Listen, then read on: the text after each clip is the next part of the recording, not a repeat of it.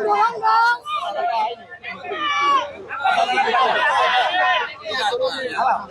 Makasih media. Bismillahirrahmanirrahim. Assalamualaikum warahmatullahi wabarakatuh. Baik, hari ini kami memenuhi panggilan dari Polda Metro Jaya yang telah secara sepihak dan zalim menetapkan klien kami sebagai tersangka dengan bukti-bukti walaupun banyak tidak memiliki relevansi dengan apa yang dituduhkan dan tidak pernah diketahui secara pasti apakah bukti itu bisa menguatkan tuduhan ada pencemaran, tuduhan ada menyerang kehormatan yang dilaporkan oleh saudara Joko Widodo. Walaupun ada 700 bukti, ada 130 saksi dan 22 ahli, itu semuanya versi penyidik.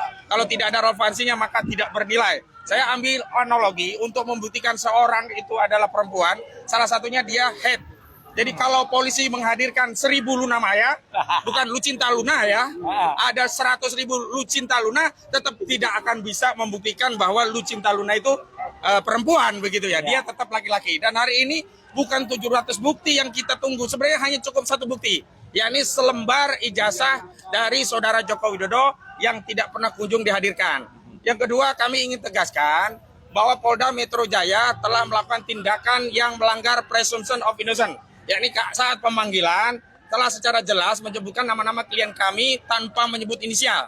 Padahal awalnya sudah disebutkan secara inisial, tetapi saat pemanggilan yang menjelaskan 3 mekanisme baik dilakukan secara langsung, dikirim lewat WhatsApp dan lewat pos, itu secara tegas menyebut nama-nama. Kalau nama-nama itu muncul dari media, wajar. Tetapi kalau itu dari aparat penegak hukum, itu sama saja. Polda Metro Jaya telah melakukan apa yang disebut pelanggaran asas hukum, presumption of innocence.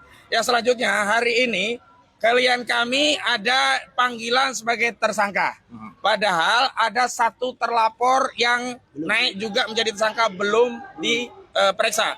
Artinya ada target-target yang sifatnya prematur terhadap klien kami dan ini kami kuat dugaannya ini bukanlah proses hukum murni tapi ada proses yang melibatkan tangan-tangan kekuasaan diawali dengan tuntutan-tuntutan pendukung Jokowi untuk segera menetapkan tersangka dan hari ini mereka melakukan tuntutan-tuntutan untuk menetapkan tersangka menjadi tahanan. Saya tegaskan hari ini yang harusnya segera ditahan adalah Firly Bahuri yang sudah 2 tahun lebih sudah tersangka. Tetapi Polda Metro Jaya tidak melakukan tindakan apapun. Karena itu hari ini kami yakin klien kami pun tidak akan dilakukan penahanan sebagaimana Polda tidak melakukan penahanan terhadap Firly Bahuri.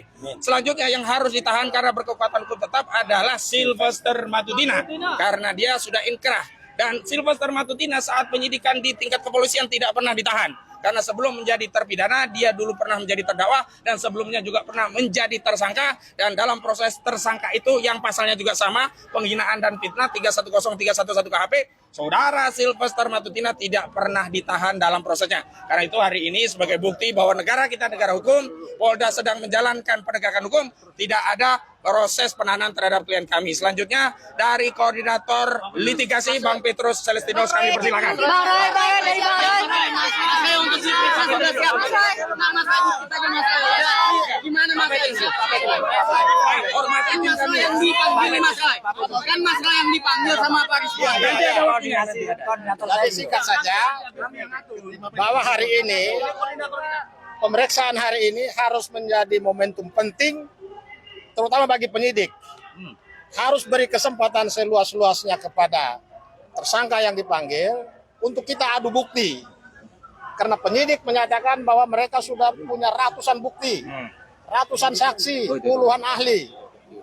Sementara dari Mas Roy, Pak Rismon, dan mungkin juga Dr. Tifa, masing-masing juga bawa bukti hari ini. Kita adu secara terbuka di dalam ruang pemeriksaan. Supaya ini tidak menjadi teka-teki.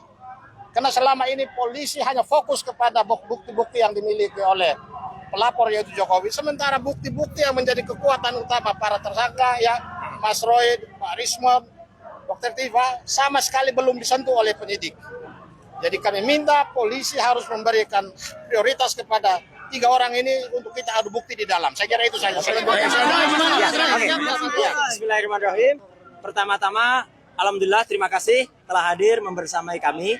Jadi kami hadir, saya Dr. Rismon Sianipar dan juga Dr. Tifa yang sudah ada di dalam bersama para kuasa hukum kami dan para mak-mak dan juga supporter. Ada juga dari Muhammadiyah yang juga membersamai ya, yang baru mendampingi kami dan semua yang ikut ya hari ini mengucapkan terima kasih dulu atas kebersamaannya. Dan kami ini kenapa saya harus mengucapkan terima kasih? Karena kami hadir bukan mewakili pribadi. saya bukan mewakili saya sendiri, Dr. Rizwan tidak mewakili Dr. Rizwan sendiri, Dr. Tifa juga tidak. Kami mewakili seluruh rakyat Indonesia yang menginginkan perubahan atas negeri ini. Ya, negeri ini sudah lama lebih dari 1 dekade mengalami suatu rezim yang sangat jahat, sangat bengis, dan utamanya adalah apa? Yang telah menggunakan segala cara, menggunakan segala daya, termasuk ada penggunaan ijazah palsu yang kemudian tidak berani terbongkar sampai dengan sekarang. Dan kami ini juga untuk menegakkan kebenaran. Jangan sampai Pak Prabowo Subianto sebagai presiden yang ada sekarang mengulangi kesalahan yang dilakukan pada rezim yang lalu yang telah mempidanakan ya 2 anak bangsa, yaitu Bambang Trimulyono dan juga Gus Nur. Ya, masa rela Pak Prabowo malah menambah dengan angka saktinya. Pak Prabowo kan suka angka 8, ya. Masa di rezim Pak Prabowo tambah 8 lagi yang akan dipidanakan. Itu kan sungguh luar biasa, ya. Dan saya tahu ini mungkin bukan kesalahannya Pak Prabowo, tapi ini adalah kesalahan dari orang-orang yang ada di sekitar Pak Prabowo untuk membusukkan presiden. Jadi sekali lagi kami hadir atas nama rakyat Indonesia untuk melakukan ini, dan kami menyatakan bahwa ini kami tahu bahwa kami akan dikriminalisasi. Dan kenapa kami tahu? Karena apalagi setelah saya, Dr. Rizwan dan Dr. Tifa itu udah merencanakan akan menerbitkan buku yang kedua. Buku yang kedua judulnya ada Gibran Black Paper. Dan itu terbukti dengan saya pulang minggu yang lalu dari Sydney dan membuktikan bahwa Gibran memang tidak punya ijazah SMA. Ya, SMA-nya tidak hanya SMA luar negeri, tapi bahkan kalau diserahkan dalam negeri. Dan ini yang semakin buat panik, dan kemudian justru ini adalah langkah kita untuk semakin menegakkan kebenaran.